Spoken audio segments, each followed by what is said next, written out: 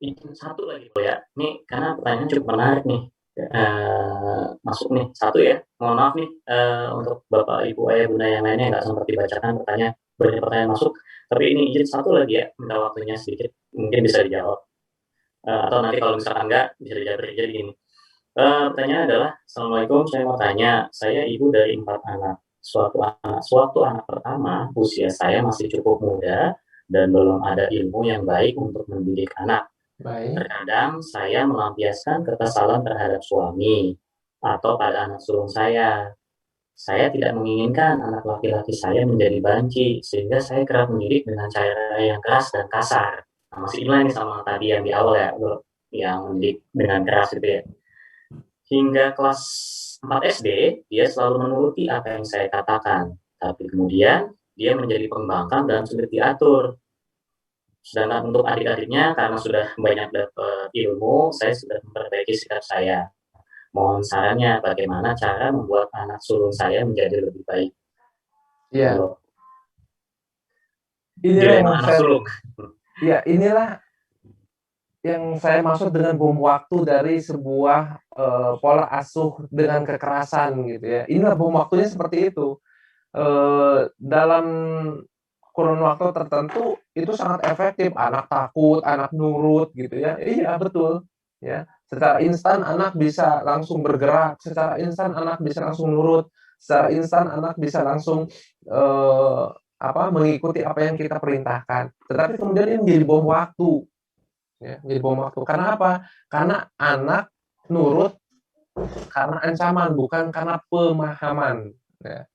Sekali lagi, anak nurut karena ancaman, bukan karena nurut dengan pemahaman. Padahal seharusnya, ya, anak itu nurut atau melakukan sesuatu karena pemahaman, bukan karena ancaman.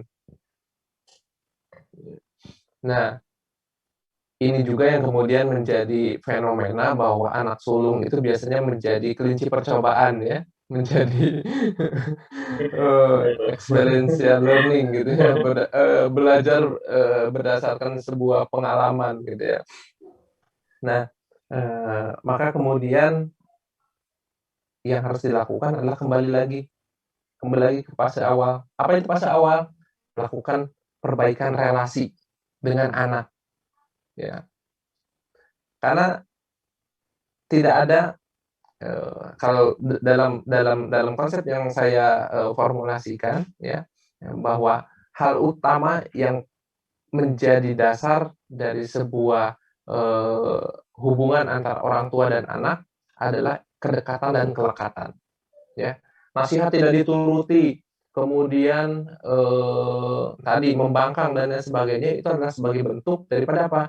Tidak adanya kedekatan dan kelekatan, tidak adanya kepercayaan, gitu. Nah, maka kemudian kita kembali lagi kepada fase itu, bangun kembali relasi yang baik. Ada teknik-tekniknya, ada beberapa hal yang kemudian bisa menjadi shortcut, bisa menjadi lebih cepat, gitu ya. Contoh misalnya, kadang-kadang kita perlu ngedate dengan anak kita, cuman berdua saja gitu ya. Misalnya, makan bareng cuman berdua, main-main, jalan-jalan bareng cuman berdua gitu ya. Nanti gantian misalnya sekarang kakaknya, hari besok adiknya, dan seterusnya gitu ya. Nah di situlah kemudian kita di situ nggak nasihatin, nggak apa-apa dulu, yang output kita dan tujuan kita adalah apa? Membina hubungan yang intim aja dulu, kedekatan dan kelekatan.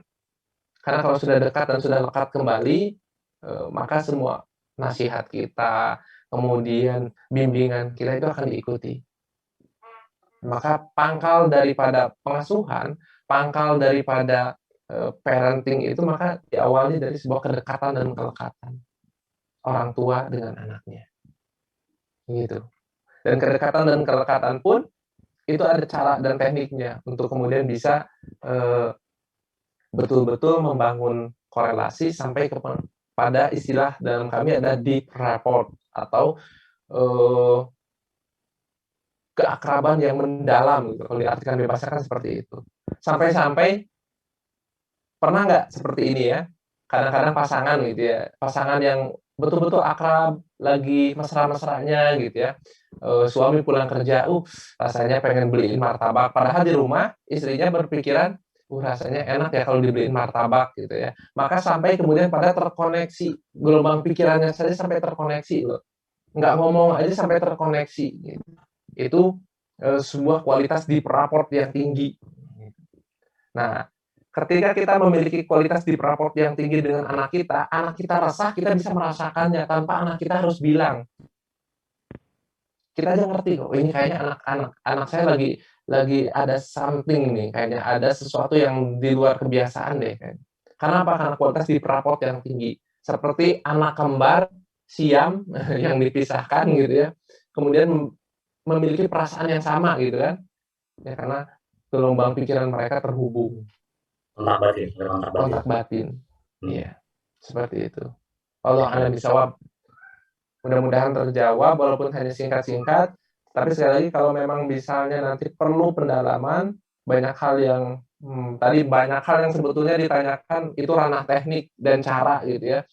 Itu pembahasannya cukup panjang dan perlu runut gitu ya, sehingga nanti kita perlu waktu, untuk pembahasan lebih lanjut barangkali, silakan.